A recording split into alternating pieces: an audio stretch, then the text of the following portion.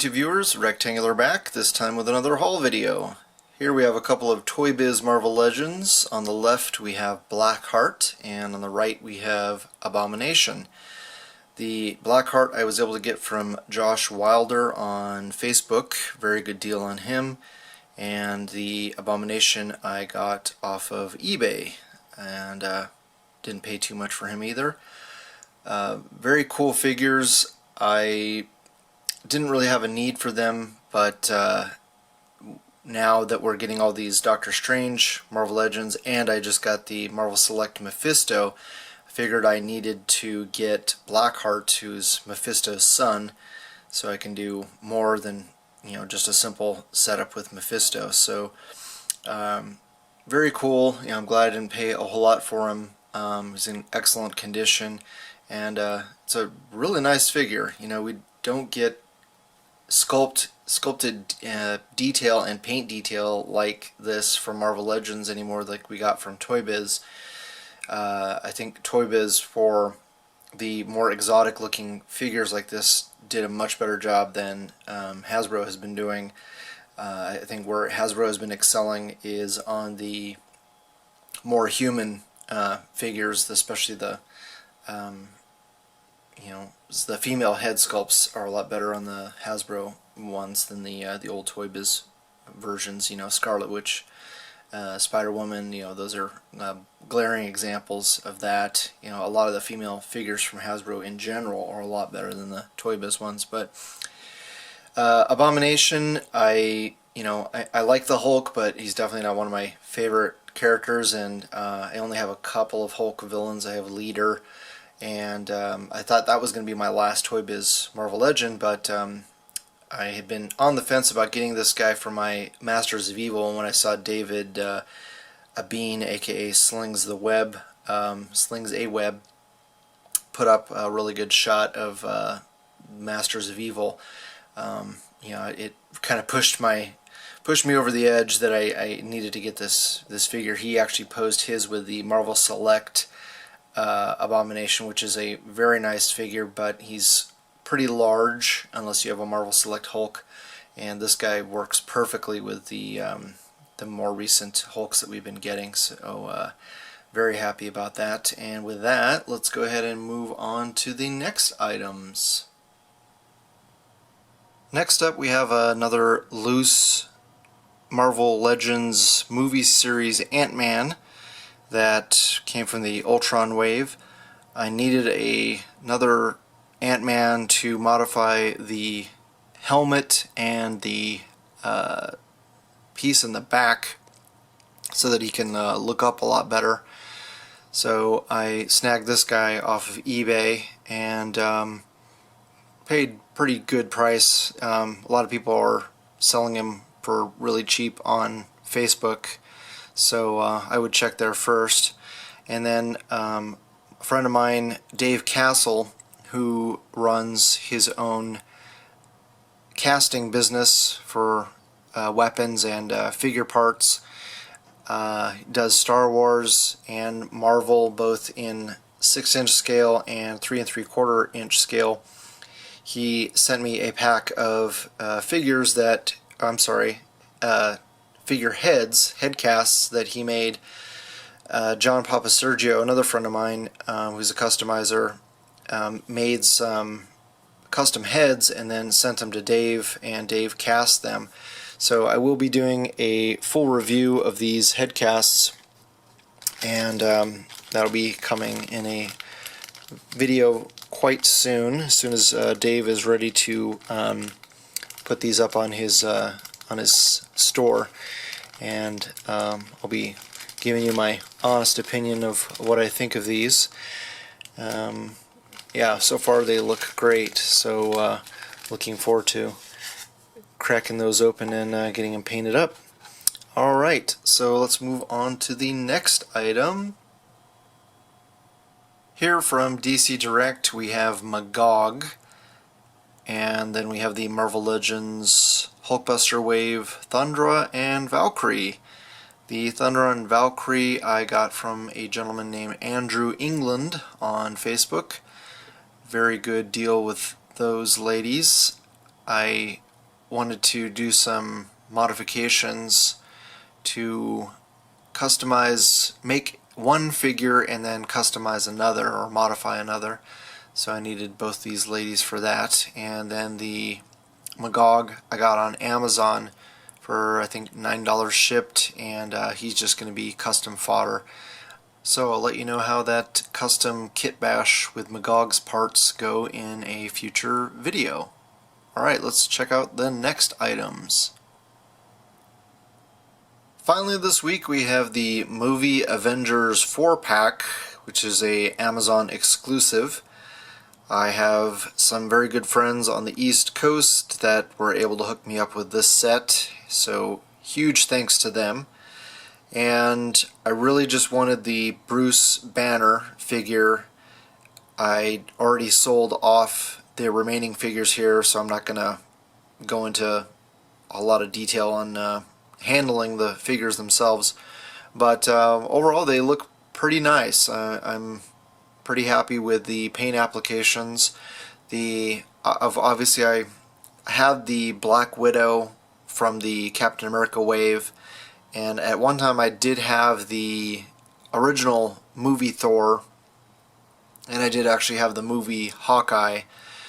I have since sold those, so I can't really do a comparison. Boog just did a review of this entire set, so definitely go check out his review. I just wanted to give you my overall impressions. I think the Thor turned out really nice. From what I can remember, I don't think the original Thor had ankle rockers. I could be wrong about that, but it's been a long time since I had that figure, and from best I can remember, he did not have ankle rockers. That was a Walmart exclusive movie Thor. And you know, the detail is different as far as the sculpt in the chest, and it's a different head sculpt, different arms. Don't know, I think the hammers might be the same, I don't remember, but I think they did a really good job on the paint on him, and I think the likeness to Chris Hemsworth is pretty damn good. I don't know if you can see that there, and I think they did a really good job with the articulation as far as this ab joint goes. But I really like the paint that they used. It's like a kind of a bronze on his boots and the tips of his skirt piece, and then the discs are a little bit more of a silver, and then more bronze on the chest, and then silver on the discs on his chest, and bronze on the armbands. And yeah, the plastic isn't too rubbery. I think they did, they're definitely making huge improvements on the quality of the plastic. I think the original Thor had ball joints, and these T joints I think are a lot better. The only thing I don't like, and I really hated on the first movie Thor, was the cape. At least this one is not as long, or at least his legs are longer than the original one, but you can see it's still very close to touching the bottom there. And I remember the first movie Thor, the cape was actually longer than his legs, so it was damn near impossible to get him to stand. So glad that they fixed that problem. It's just very it has a very little flex to it. Maybe you can soften it up with some hot water or something, but he's great for just standing there, but putting him in a lot of dynamic poses, you're not gonna get a whole lot there. You can probably stick something underneath it, but it's got those hard plastic connectors there in the middle of his back, so it's about all the thing you can do is just stick something up to try to get it to flow out away from him a little bit. But very nice, like a dark blue there on the under part of his skirt that you can see up around. So good attention to detail. They could have just made this all that kind of charcoal color, but it's very, I think it been a while since I've seen the movie, but it looks very movie accurate in my opinion. And some nice shading in the hair. He's got pretty good articulation as far as looking down. You know, obviously the hair is going to hinder the sculpt. You know, you can get him just to slightly look up, and the ab joint does help. So that's pretty nice. But again, the cape is going to fight you there for looking up poses. So very cool. And the Hawkeye, you know, I think a lot of people are going to be happy now that they have a Hawkeye without glasses on. So that's very cool. And they did go the extra mile of putting paint on his quiver. I don't know if you can see that, but there's that dark burgundy that's the same on his chest, and on his glove there. The original movie figure had a brighter red for the glove, and I don't remember if that was movie accurate or not, but this looks a lot better. It's a lot more subtle, more tactical looking. And there's no shield. You know, when the time the movie took place, shield basically had been infiltrated by Hydra, so he does not have that shield emblem on his chest.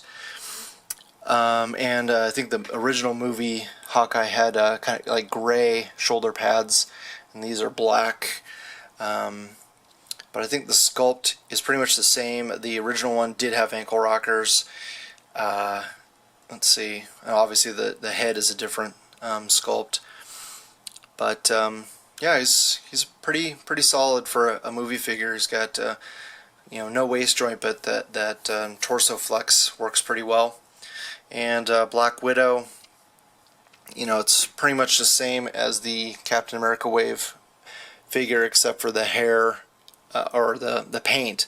So the hair is painted different. It's got a lot more shading in it, and hopefully that's showing up on camera. But very nice attention detail there in the hair, and I think the blue paint accents work pretty well. I think there's a nice they kind of pop. It's kind of like a neon blue, so I think they did a really good job on giving that illusion that they're you know, kind of lighting her up. And you know, she still obviously has trouble standing, so you can see me struggle with that a little bit, or a lot. But yeah, the batons are a little bit flimsy, a little bit rubbery, and they don't really sit in her hands all that well. So that's about my only complaint. I definitely, if you have the other Black Widow, you can pop out the hands. If you watch Boog's review, he was able to do that, and that'll give you some more posing options, which is cool. And Banner, mine, the eyes are not painted all that well, so I'll have to fix that. Hopefully you can see that on camera. But his eyes are a little bit on the derpy side. He's like looking straight up. So hopefully I can fix that without too much problem. It just has a little bit of black paint missing there on his hairline, but that's pretty easy to fix.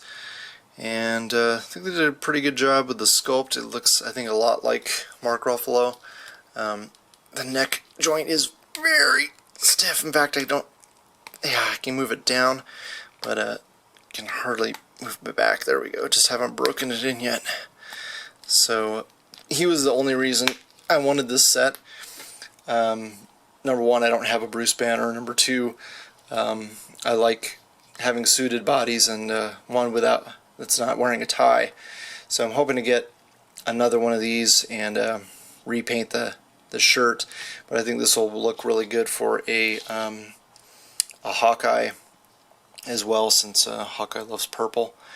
You know, pretty much the same as the Coulson body. They did paint the belt pretty well with the brown and the gold buckle. He does have brown shoes to match his belt, like Boog was pointing out, and that turned out really well. So overall, very happy. I don't know if it's not probably showing up on camera, but he has a blue pants, and his jacket is kind of like a dark gray charcoal, almost black. But let me get that Coulson. You can tell the difference. Hopefully you can tell that Coulson's is definitely black and a lot more glossy looking, where Banner's is more of a dark gray. And hopefully, I don't know if you can tell the difference in the pants as well, that these are blue and Coulson's are black. So very, very cool. And yeah, that's it. Hopefully you guys liked the video. You share with your friends, subscribe if you haven't already, and I always love hearing back from you guys, so please leave a comment below. Thanks so much for watching, and I'll talk to you guys later.